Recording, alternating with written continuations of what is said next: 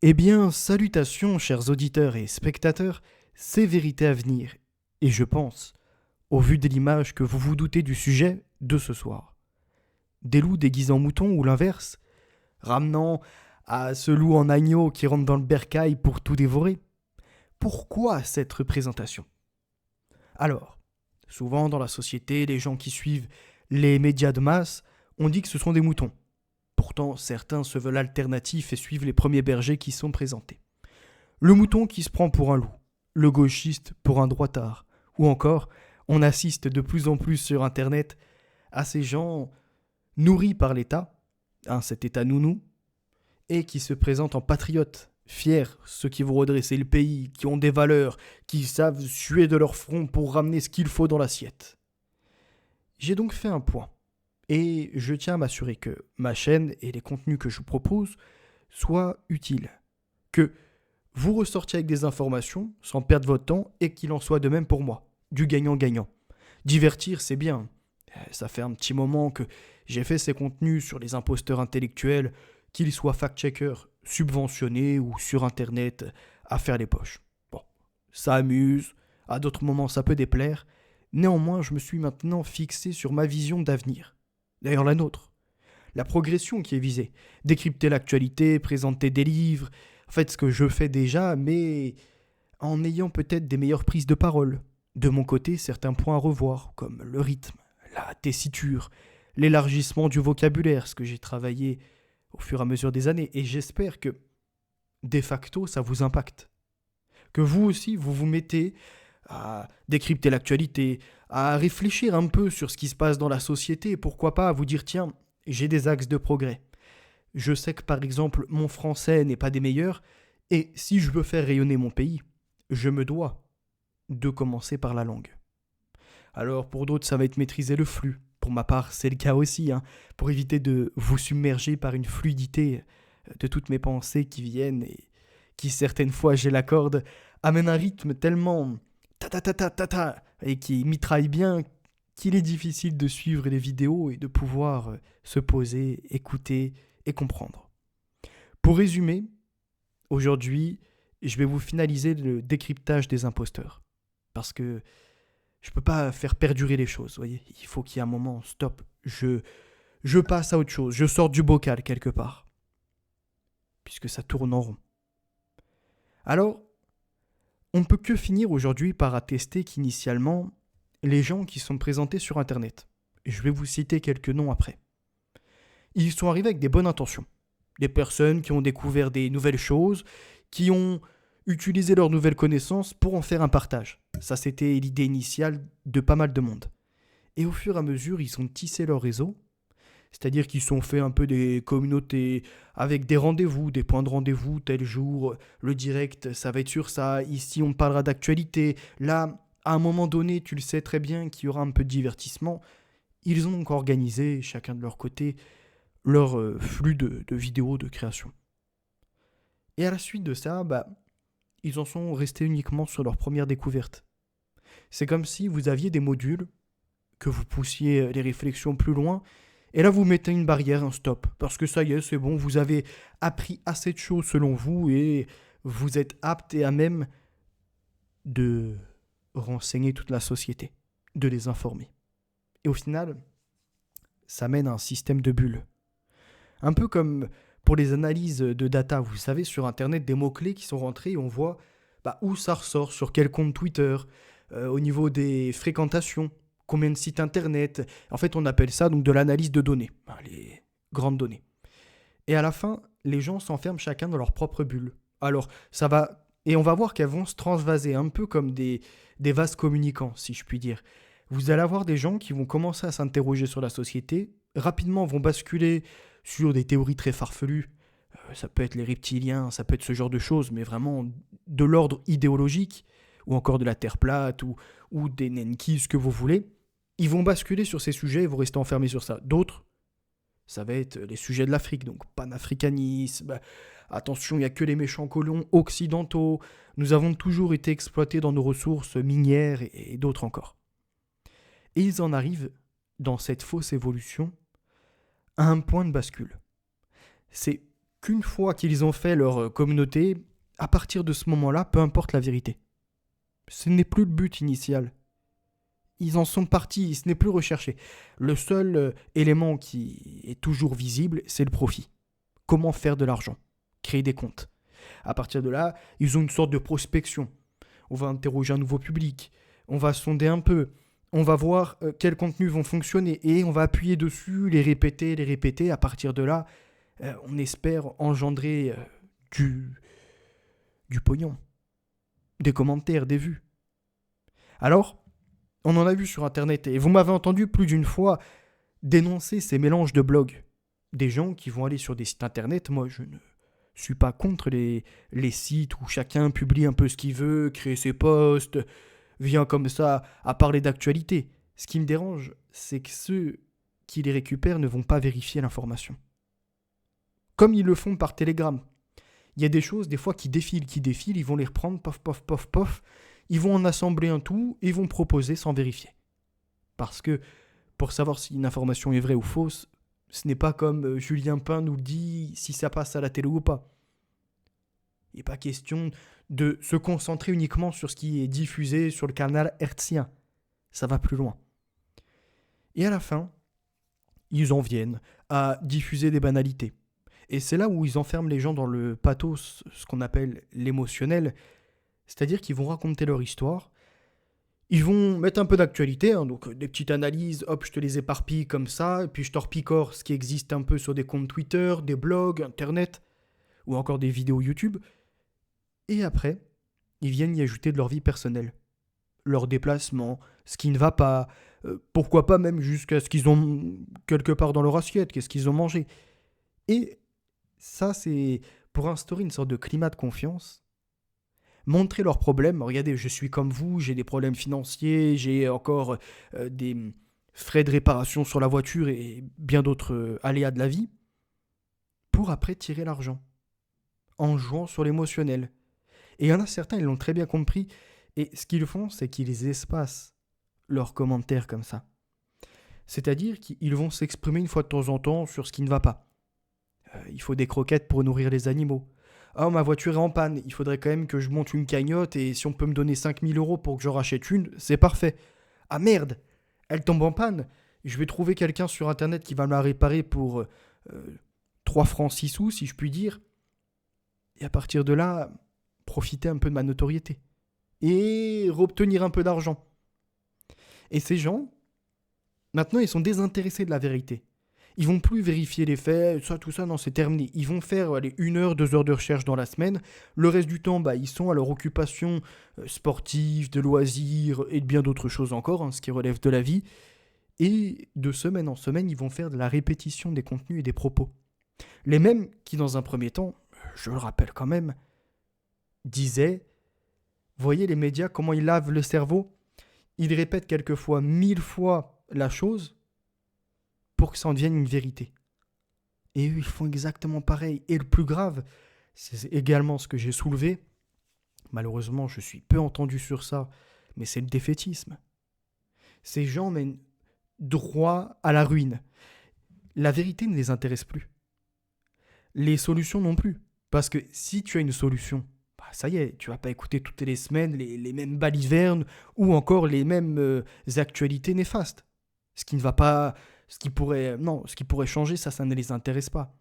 Il faut uniquement faire un constat approximatif et ne jamais trouver un diagnostic. C'est comme si vous alliez voir un praticien de la santé et vous lui dites, voilà, j'ai tel et tel problème.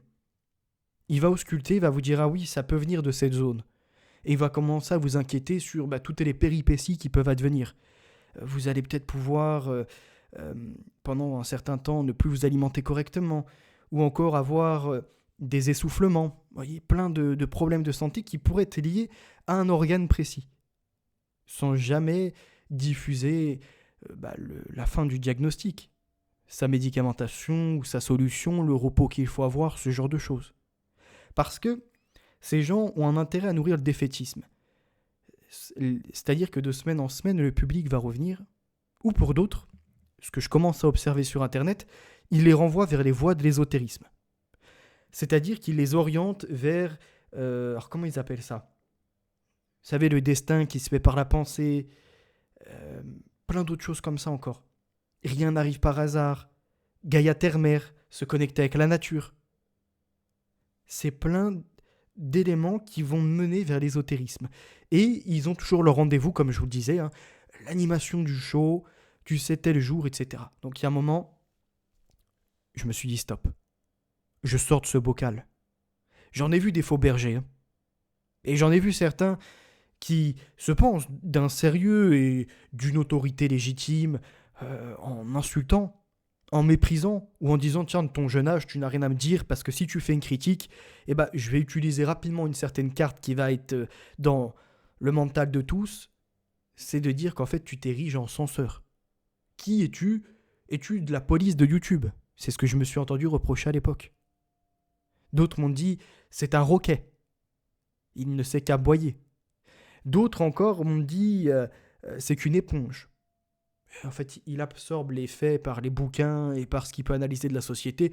Et, vous voyez, on a juste à presser et il en ressort exactement la même chose. Comment en sommes-nous arrivés là?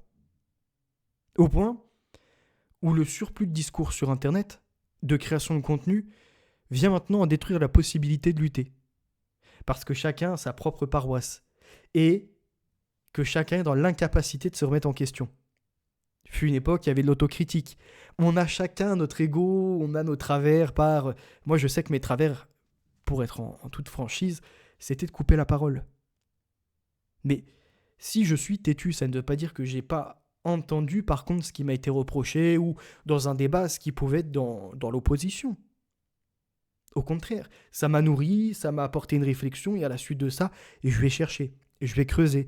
Est-ce que mes arguments sont assez solides, ont les reins bien fortifiés pour pouvoir continuer la route? Ou me suis-je trompé de chemin? Mais aujourd'hui, non. Même plus besoin de se creuser la tête. On sait que les politiques n'ont même plus besoin d'investir dans des oppositions contrôlées. Elles se forment d'elles-mêmes, pour des micro-intérêts. Des personnes qui vont y avoir 200, 300 euros par mois. D'autres qui font comme ça juste par plaisir et montrer leur tête. Et oh, c'est cette personne en sauveur, tiens, qui nous a renvoyé vers Rémi Daillet. Wiseman. À force de répétition, le public en vient à, malheureusement, rentrer dans la bêtise. D'autres se lassent. Et c'est là où, après le tour d'actualité, après les propositions d'un imaginaire un peu malade, on en a qui ne vivent plus dans le merveilleux. Pour eux, le monde, c'est les ténèbres. Alors, même si dans la Bible, il est dit « Ne vous attachez pas aux choses du monde », il n'est pas inscrit « Déteste ton prochain »,« Répand la haine », fait en sorte que tout le monde, en fait, soit à deux doigts de se suicider ou entre dans la folie. Parce que la plupart de ces gens ne se questionnent même pas si après leur contenu, il peut y avoir des conséquences du domaine même psychiatrique. Et ça, peu importe ce qu'on peut dire sur ma personne, ce que vous trouverez, ce que vous entendrez. Quand j'avais 19-20 ans, donc ça fait déjà quelques années, j'avais dit, il y a un problème.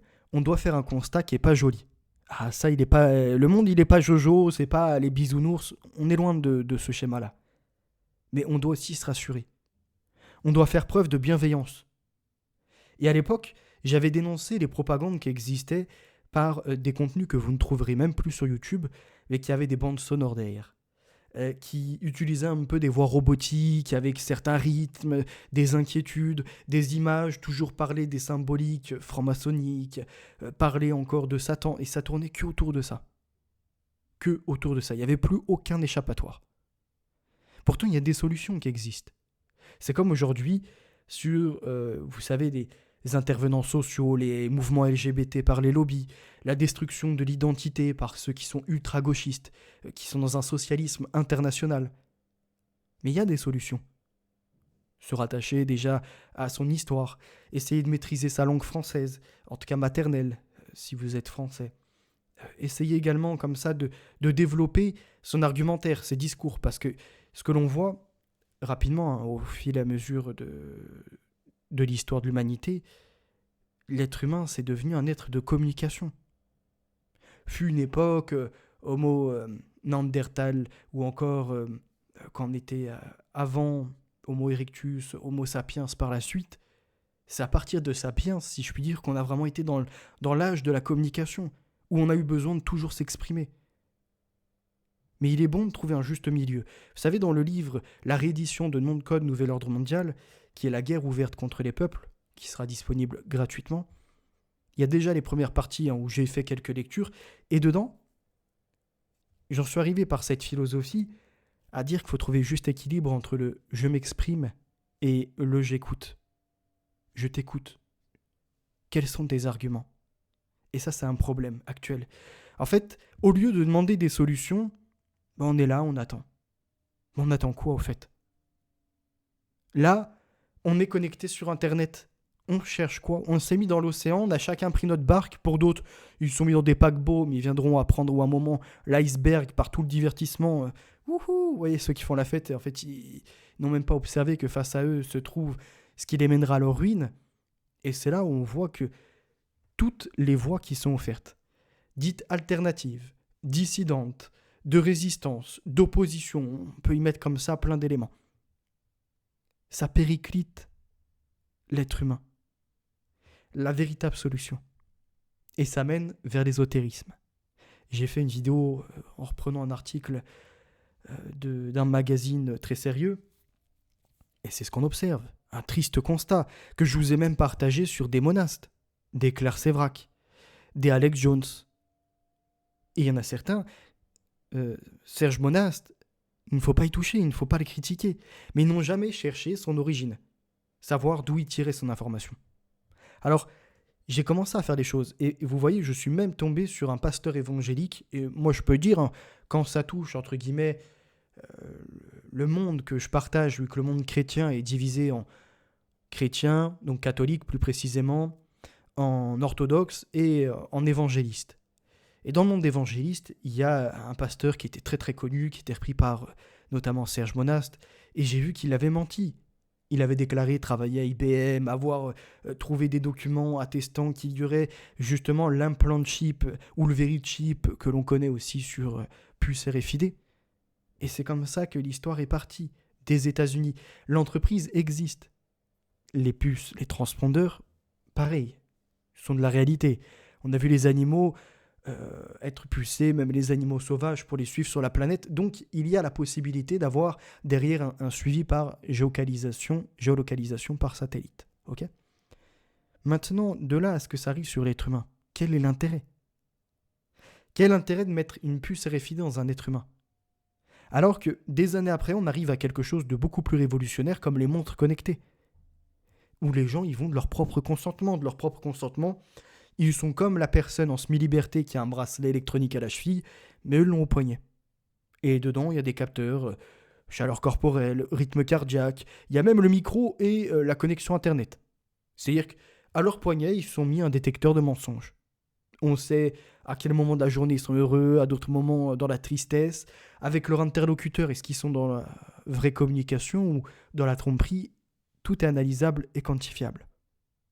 Alors, pour revenir à Monaste, c'est aussi celui qui nous a annoncé une invasion extraterrestre, qui serait toute bidonnée par Bluebeam, donc le projet bleu, rayon bleu plus précisément. Il y a plein comme ça d'éléments qui sont sortis, mais en fait qui revenaient, et d'où ma vidéo de une histoire vers des histoires. Et je pourrais faire le deuxième chapitre, si je puis dire, avec Claire Sévrac. Claire Sévrac, à l'époque, j'en entendais parler partout sur Internet. Je me suis procuré son livre, et sur le moment, j'ai bu ses paroles. Et puis quand je me suis mis dans la démarche de constituer un dossier pour vérifier tout ce qui se disait, les sources, j'ai vu que notre Claire Sévrac allait sur des blogs.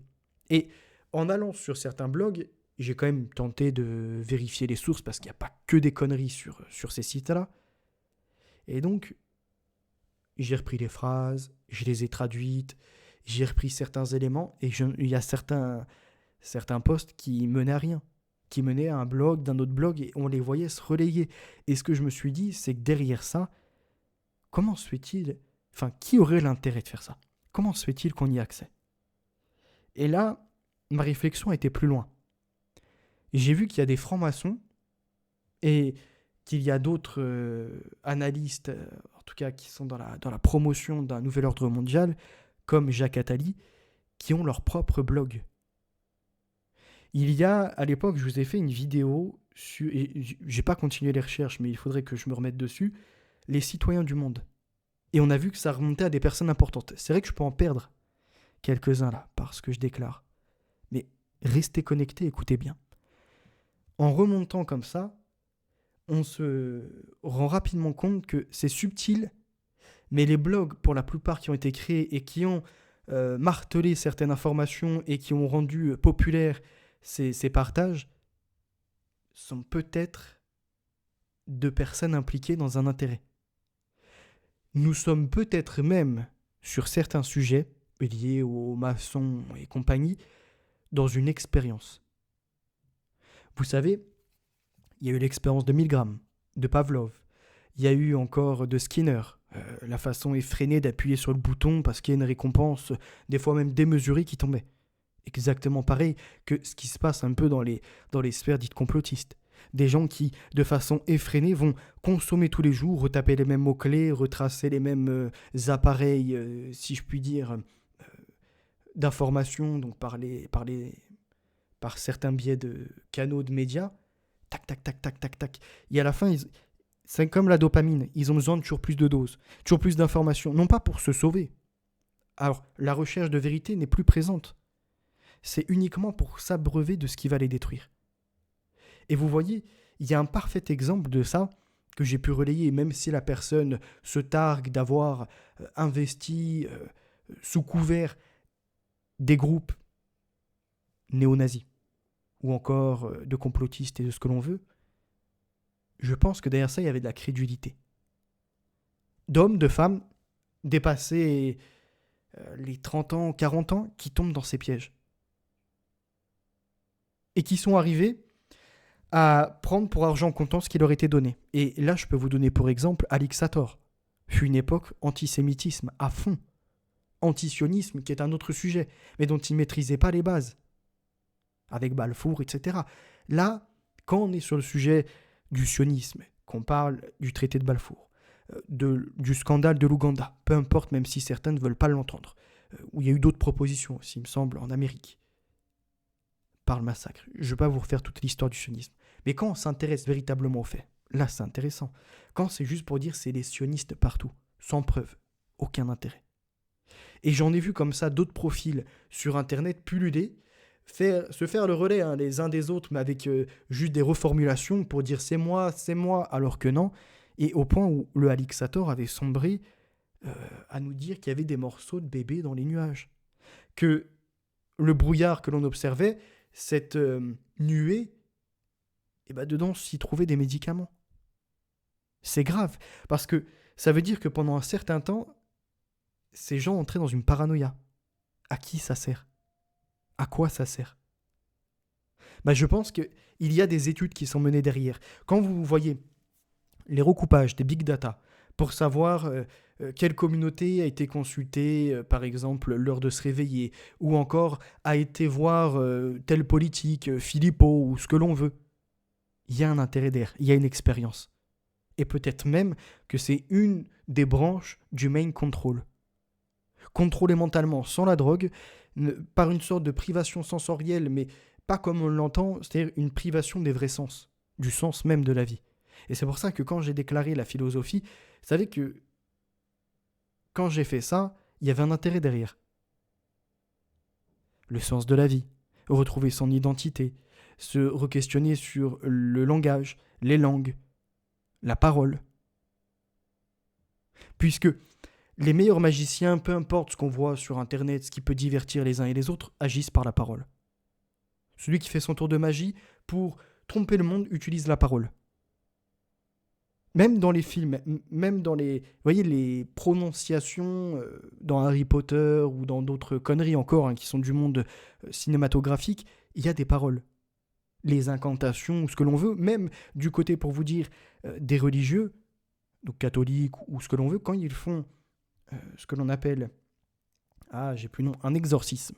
L'exorcisme, il se fait par la parole, par un signe quelque part, donc le signe qui est à nouveau un langage en soi, juste qu'il est différent de la prononciation, et par l'utilisation après de l'eau bénite. Et c'est pour ça que dans le livre, J'ai fait un lien entre langage, langue et le support au début sur ces eaux, hein, déclarait le créateur, planait l'esprit, le support. Et c'était autre chose encore. Pour revenir au sujet sérieux. À l'époque, donc, Alixator, je l'ai côtoyé et on a eu des échanges. Moi, j'ai eu mon lot de progression, lui aussi avec, et tous ceux avec qui on a pu échanger. Et je me suis aperçu qu'il reprenait en fait mes propos, mes analyses, que ce soit sur les lectures. Quand j'ai parlé de Claire Sévrac, qui à l'époque, il l'a recommandé à de nombreuses reprises, hein, il y a certainement des vidéos qui sont encore disponibles. Et je lui disais attention, attention, attention, parce que j'ai été vérifié, il s'avère que elle prend des sources sur des blogs ou encore sur Lovred, un site russe, qui des fois nous ressort des livres tout à fait intacts, très professionnels, pointilleux, et d'autres, c'est un ramassis de conneries, quoi. Ou d'intérêt à déstabiliser d'autres pays. Dès ce jour-là, il a repris mes propos, il a dit ouais, Claire Sévrac, on peut la reconnaître que sur un livre, Le complot mondial contre la santé, puisque dedans, il y a des recommandations, des petites astuces, des solutions pour la santé et l'alimentation. Donc après, il y a Alex Jones, pareil, dans l'imposture. Et par l'internet, vous comme moi, je suis un humain. Donc on côtoie des gens et on s'en défait, et puis on crée de nouvelles relations. Et il y en a certains que j'ai fréquentés et ça a été une déception totale.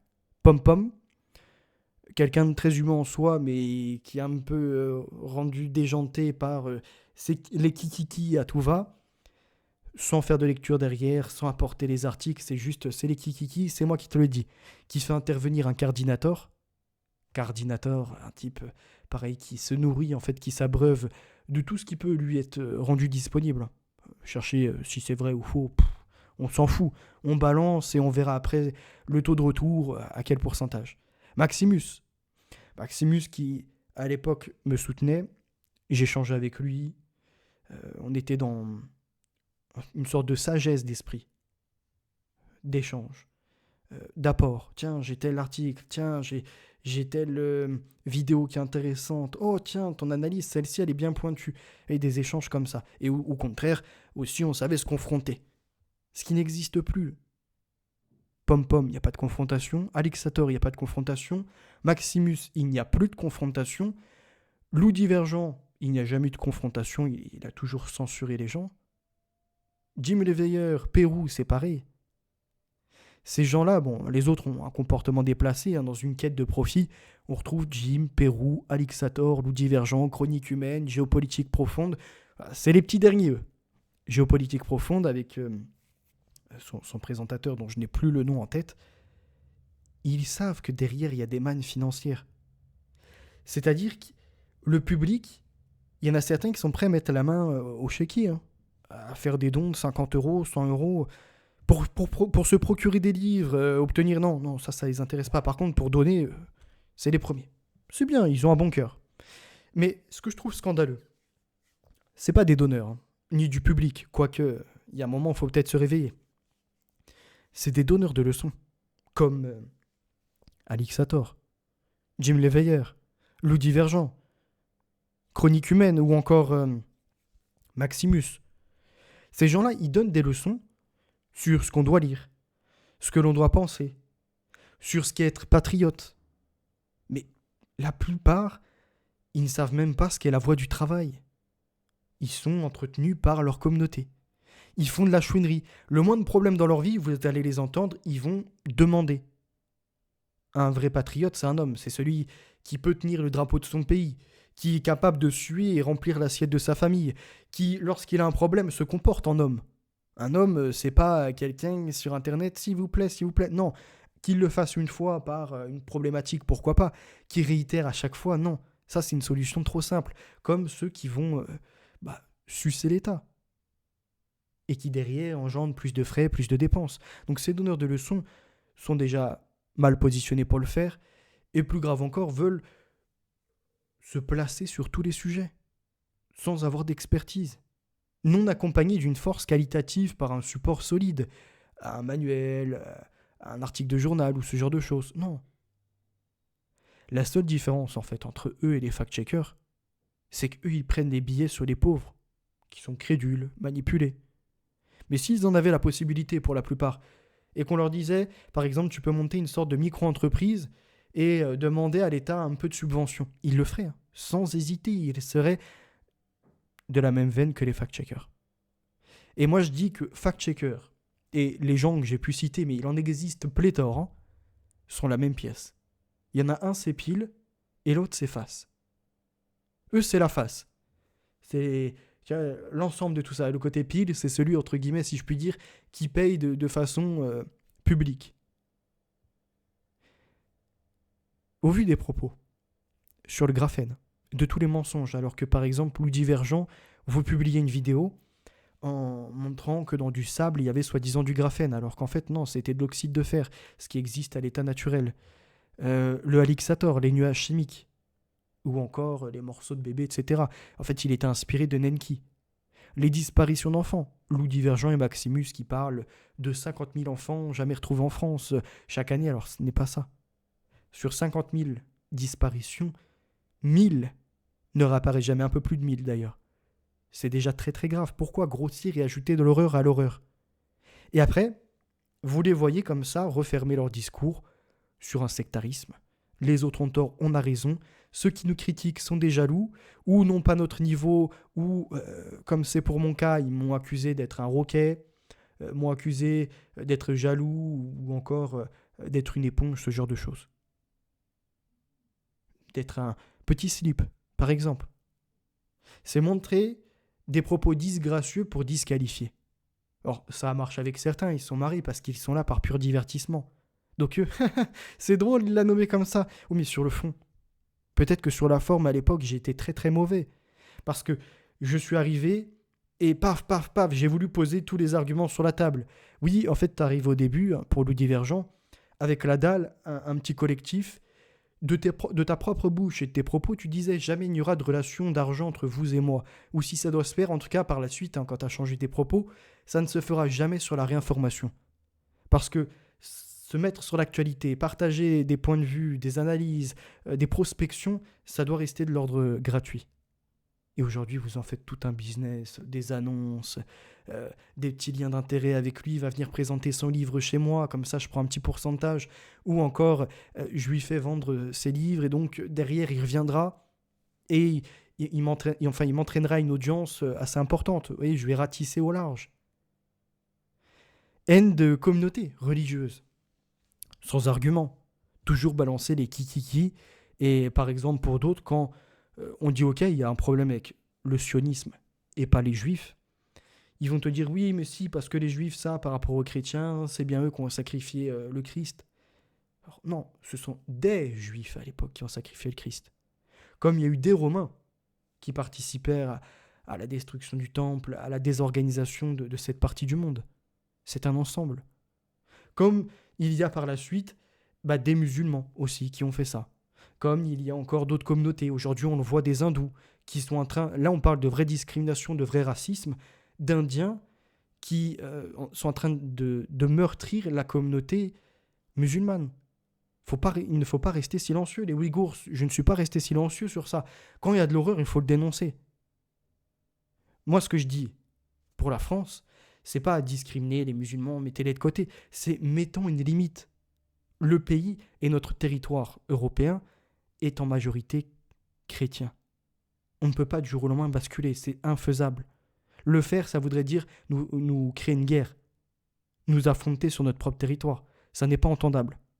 Donc que vous veniez, que certains y refuge parce qu'il y a des problèmes, parce que peut-être ils veulent pratiquer et obtenir un culte un peu plus laxiste, si je puis dire, libre à eux.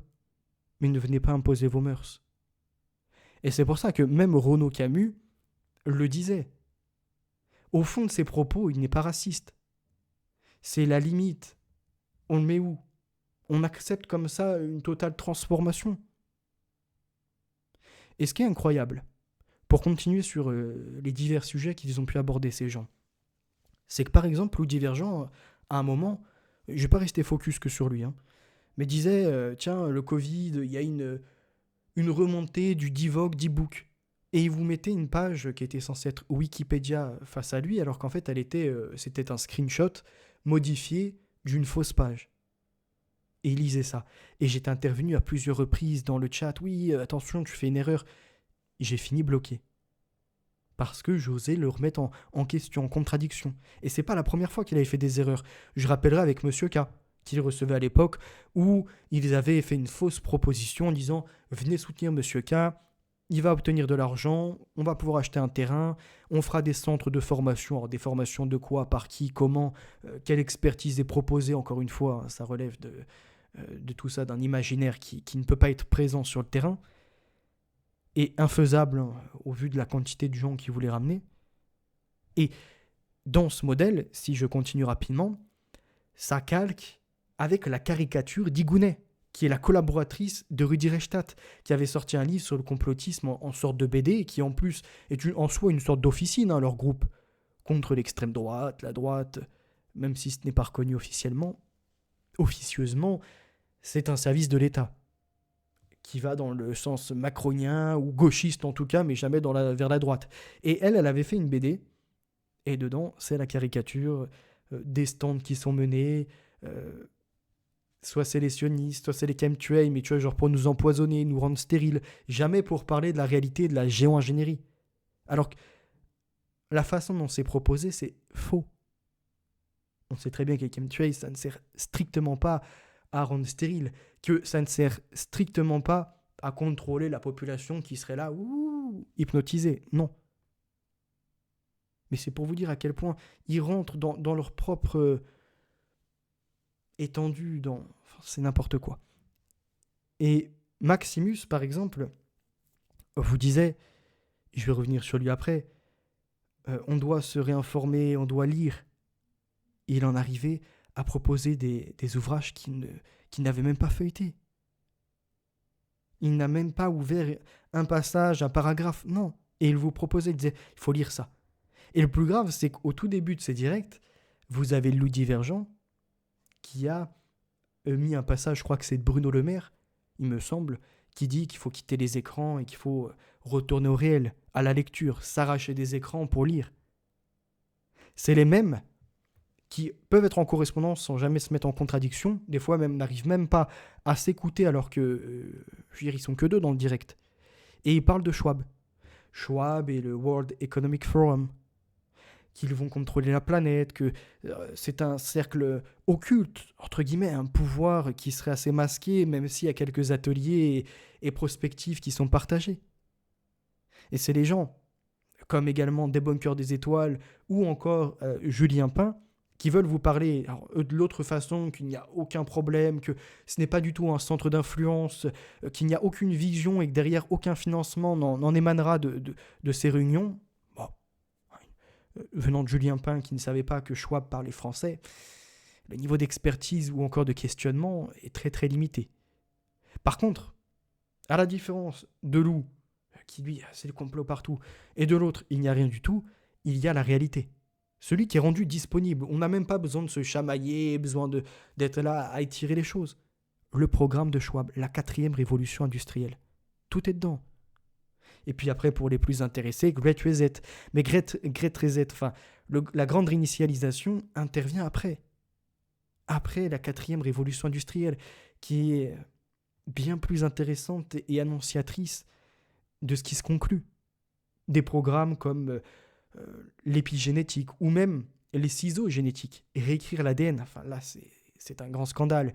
La numérisation de la monnaie ou encore des services qui deviennent digitalisés, le digital partout. Ou petit à petit, si tu n'as pas un jumeau numérique, vous sortez, monsieur.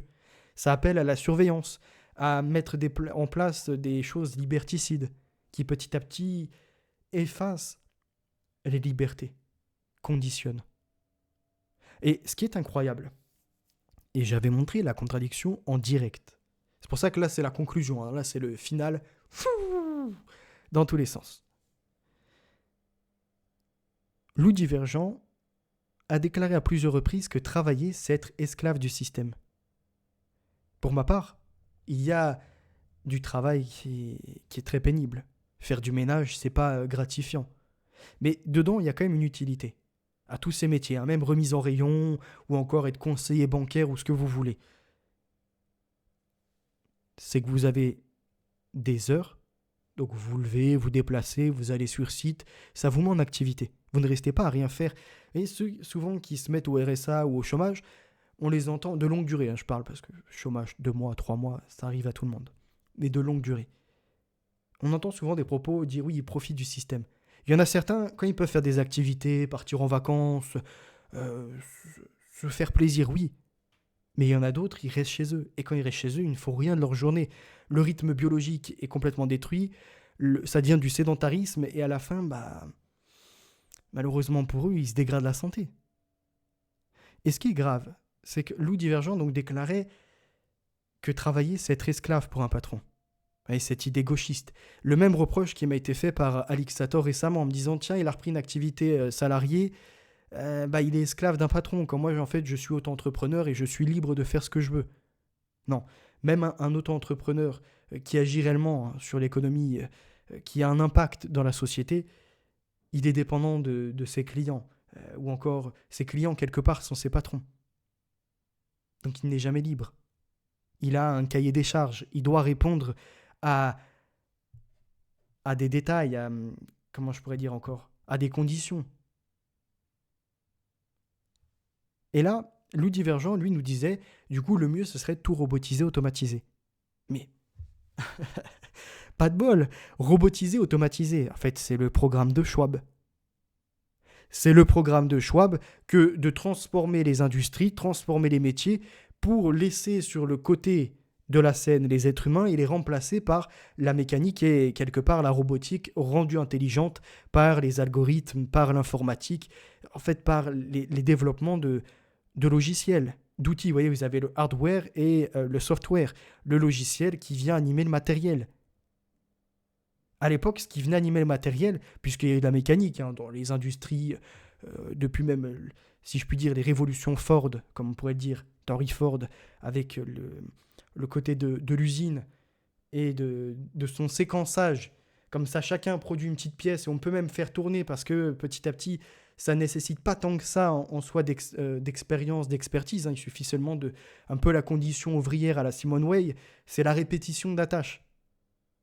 Et eux, ils sont sortis d'une répétition ouvrière pour faire des répétitions, si je puis dire, argumentaires. Et encore, c'est trop leur accorder que d'employer ce terme sur Internet.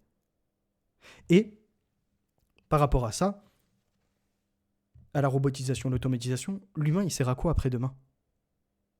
La plupart, on ne pourra pas accéder au divertissement ou faire des loisirs, ou comme lui, Lou Divergent le fait, se faire financer un Tour de France. Il a de la chance que les gens soient très généreux, aient pitié de sa petite âme vadrouillante, de ses animaux errants. Enfin, non, pas tant que ça, quoi qu'il ait fait un peu aller à droite et à gauche. Mais si demain, il n'y avait pas tout ça, il retournerait dans sa condition principale, celle d'une pauvreté, celle d'une condition prolétaire. Et à ce moment-là, il devrait travailler comme tout le monde, ou faire la manche, en fait, être dépendant des autres. Mais tu n'es pas libre. C'est comme là, les productions, etc. Il n'est pas libre. Si demain il arrête pendant 2-3 mois, il n'y a plus de revenus. Donc il a des patrons derrière. Et moi je trouve ça scandaleux que de dire que on devrait, comme il l'a laissé entendre, robotiser, automatiser les métiers. Ça voudrait dire qu'on coupe tous les réseaux humains. Au travail, des fois tu vas parler avec des collègues que tu n'aurais jamais rencontrés dans la vie, avec qui tu n'aurais en aucun cas sympathisé, ni même prêté de l'attention. Ça te confronte à plein de comportements, de profils différents, à de l'adaptabilité. Et il y a plein d'autres choses encore que Schwab proclame et que Lou Divergent au début disait qu'il faut lutter contre ça, mais en fait le dit haut et fort, il faut aller dans ça maintenant. C'est comme Géopolitique profonde qui a reçu je ne sais plus qui, et ce qui a été dit, c'est moi j'attends l'effondrement. Et on l'entend de plus en plus sur Internet. J'attends l'effondrement. Ils sont même prêts à le pousser, l'effondrement, pour certains. Ils se sont tellement nourris pendant des années de ça que s'ils pouvaient participer à un eugénisme, à une destruction des emplois, ou encore à une raréfaction de la possibilité de payer en cash pour le remplacer par le numérique, juste pour dire « j'ai raison », tu vois, je te l'avais dit, j'ai raison, ils le feraient. Et le problème, c'est que toutes ces folies commencent maintenant à justifier les imposteurs de la vérification. Bah oui, parce que eux, leur contenu, ils sont accessibles à tout âge. Les jeunes, Du moment que ça buzz, ils vont reprendre les commentaires Twitter, retourner sur certaines vidéos, commencer à faire des recherches et ils vont tomber sur leur contenu. Donc je peux à présent le dire et affirmer que je déteste ces gens. Pas humainement, mais dans leur façon de se comporter. Qui instrumentalisent des causes, se présentent en alternative aux médias de masse et s'affichent en couverture avec des livres, pour certains. Se prennent en photo avec des ouvrages. Brzezinski, pour les autres, on va les passer. Ou placent encore des ouvrages en arrière-plan des vidéos, alors que la plupart n'ont pas été lus. Rien n'est présenté. Si tu veux faire une force d'esprit, que tu veux faire basculer la bêtise humaine, qui s'opère par les divertissements, créant un mix avec les médias pour la fabrique à consensus à Lippmann. Les consentements soutirés, pour qu'il n'y ait plus la place au débat, à la confrontation, comme on l'observe dans la politique. Il n'y a plus d'affront, on n'a plus l'arène. Pourtant, on en a besoin. On a besoin d'éprouver l'autre. Comme il est dit d'ailleurs dans la Bible, les chrétiens éprouvent par l'esprit. Et bien en politique, il devrait en être de même. Éprouvé par les programmes, éprouvé par les actions menées, par les discours. Non, là, c'est chacun qui se conforte dans sa propre communauté. J'ai l'impression d'être dans une expérience.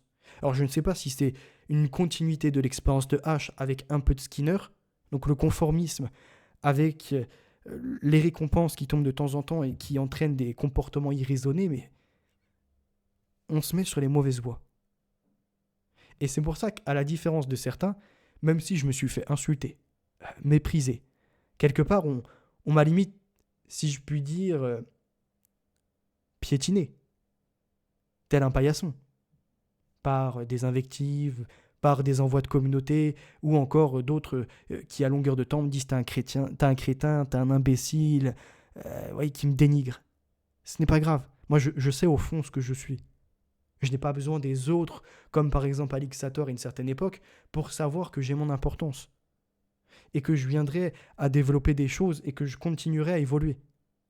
Et en me réécoutant, je vois aussi des axes de progression. Je vous en ai cité quelques-uns au début. Et c'est très dur de se corriger. Mais ce qui est incroyable, c'est qu'au lieu de faire gagner du temps, comme j'essaye de le faire, de synthétiser ou de proposer, vous voyez, quand je fais par exemple des vidéos avec Veritas, les directs en question, paf, je parle, j'essaye de ramener une source, je vous envoie des choses, pas le poisson rouge qui est dans son bocal et il répète la même chose et il tourne et il tourne. Par exemple, sur les LGBT, c'est bon. On a compris, ce n'est pas bien, c'est un endoctrinement, les enfants ci et ça. Qu'est-ce que tu peux y apporter de plus ? Comment ça arrivé ? Qui s'est intéressé à reparcourir l'histoire ? Pareil pour la dépénalisation de l'IVG, puis son inscription dans la Constitution. Qui s'intéresse à remonter l'histoire et voir les profils de ceux qui sont derrière ? À quelle loge ou à quel parti politique ils étaient partisans, ou ils appartenaient ? Et pour revenir au livre, en dehors de ceux qui prennent des photos avec pour se donner une bonne image, il y a des conseils de lecture, sans avoir feuilleté une page, comme je vous le disais. Et ce Maximus, aujourd'hui, ça s'est transformé par mes critiques. Là, c'est ma petite part un peu d'ego, si vous voulez, mais par mes critiques. Et la détection qu'il ne lisait pas les choses en commentaire d'actualité. On aurait pu se dire, c'est quelque chose qui va être passager. Il va commenter un peu l'actualité en attendant de retrouver certains livres ou pourquoi pas même d'inviter des gens qui ont des livres à présenter, des synthèses de ce qu'ils ont pu en tirer et compagnie. Non. Ils ont préféré rester dans un entre-soi et dire conseil de lecture mais transformer ça en commentaire d'actualité. Et pour Alix Sator, quand même, la critique d'être une éponge, je voudrais y répondre à ça. Quand tu lis un livre, tu télécharges l'information. Il faut ensuite l'appliquer. Et j'ai trouvé sur Internet une phrase magnifique. Elle ne vient pas de moi, mais je l'épouse volontiers. On nous dit, le livre, c'est comme l'eau et une pierre. L'eau, c'est les contenus des livres. La pierre, c'est toi. Tu as ce livre en main, et il en passe du temps, et des pages, et des lignes quelque part. Comme l'eau, tu vois, qui circule et qui fait son circuit. Et puis, avec le temps, tu ne te souviens pas de toutes tes informations. Tu te dis, merde, pourquoi j'ai lu ? Alors heureusement, pour ceux, on va dire, qui pratiquent de longues lectures et de façon intensive, il y a des annotations. Comme ça, vous ouvrez un ouvrage, paf, vous avez vos mots-clés, vous avez les pages ou les passages, et immédiatement, ça vous revient en tête. Et c'est là où vous comprenez la chose de cette image de l'eau et de la pierre. L'eau, elle coule sur la pierre, elle ne restera jamais stagnante. Elle continue comme ça, elle fait son chemin. 1 an, 2 ans, on ne voit pas tant de changements. Puis arrive un temps où la pierre, elle est transformée. Par l'eau qui a circulé dessus, sa forme n'est plus la même. Et cette forme-là, c'est ce que les livres font en nous. Ils nous modifient. Ils nous font changer d'avis. Des fois, on avait des a priori sur un sujet, on voulait s'exprimer sur la politique mondiale ou sur des problèmes à l'autre bout du monde, sur la santé. Et on aperçoit rapidement qu'on épouse la philosophie de « je sais que je ne sais rien ». Quand tu arrives à ce constat-là, ton ego, il en prend une sacrée claque. Parce que tu continues à vouloir exposer, à débattre, à proposer. Mais tu sais qu'à la fin, tes arguments, ils sont bons, mais est-ce qu'ils sont sûrs dans le temps ? Est-ce que tu ne viendras pas à les revoir par la suite ou à les augmenter ? Donc à part tous ces points que j'ai soulevés, je pense qu'à l'époque, on pouvait croire que c'était de l'ego, de la chamaillerie, comme certains disent sur Internet, il veut faire ses coudes. Non, c'est pas faire ses coudes pour se positionner. Je me fiche que d'autres aient, entre guillemets, une visibilité bien plus importante que ce que je peux obtenir.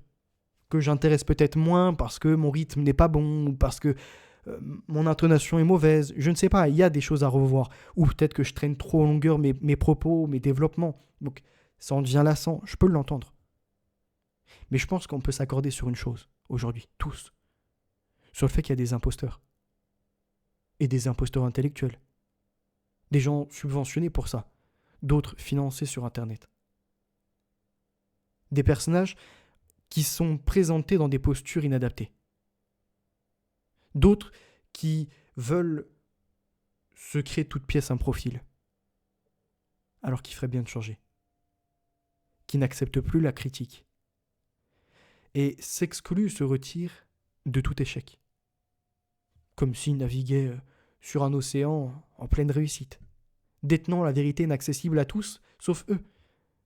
Parce que le don divin, connecté à la nature... Non. Pour conclure, je n'appelle pas à ne pas soutenir des médias ou des créateurs sur Internet. Ça n'a jamais été mes propos, parce qu'il y en a certains qui m'ont dit « Oui, mais tu vois, toi tu as trop appuyé sur le fait que certains avaient fait des Tipeee, qu'ils avaient créé encore d'autres cagnottes, et je sais pas, c'est une jalousie, qu'est-ce que tu voulais ?» Non. Si je voulais faire un peu d'argent de poche, le livre que j'ai publié, j'aurais mis un peu plus cher. Sur quasiment 150 ventes, un peu plus, j'aurais pu faire 300, 400 euros. Les vidéos, je les aurais monétisées. Ou encore, la cagnotte qui a existé vraiment quand j'avais 18 ans, je l'aurais laissée en place. Non. Si je ne l'ai jamais promotionné à l'époque, je n'en ai fait qu'une seule fois dans une vidéo. Ce n'est pas pour rien, c'est parce que ce n'était pas mon objectif. Et que trop jeune encore à ce moment-là, je reconnais que je m'étais mis en tête, en tout cas, d'obtenir du matériel et d'aller sur le terrain et de faire un peu les premiers pas dans le journalisme. Bon, ça ne s'est pas fait. Donc moi, je vous invite à faire le point. À ne pas vous faire bercer d'illusions. Et là, je peux vous dire, sommes-nous d'accord qu'il se fait rare sur Internet d'avoir des directs, des vidéos ou encore... d'autres contenus qui fournissent de la matière à réflexion. On a toujours plus accès et la qualité se raréfie. Attention. J'espère que j'ai été clair, audible. N'hésitez pas aussi à me dire les critiques que vous pouvez m'apporter ou aussi les soutiens, le positif, ce qui va bien. Encore une fois, rien n'est tout noir, rien n'est tout blanc. Il y a de la nuance à avoir, même si c'est comme le oui et le non. C'est pas parce que tu ne veux pas vraiment te positionner que tu n'es pas d'un camp ou de l'autre. Ça bascule toujours. Il y a toujours le 50,0, etc. qui te fait basculer. Quoi qu'il arrive dans ta vie, c'est une question de choix. Si tu as 2 chemins, tu prendras l'un des deux. Tu ne feras pas celui qui va te jeter dans le fossé juste histoire de faire la tête dure. Non. Tu choisiras toujours l'un des deux. Le bon ou le mauvais. la vertu ou le vice. Merci de m'avoir écouté. Passez une excellente soirée et à très bientôt. La vérité est notre avenir, les valeurs sont ancrées, la victoire assurée. Bye.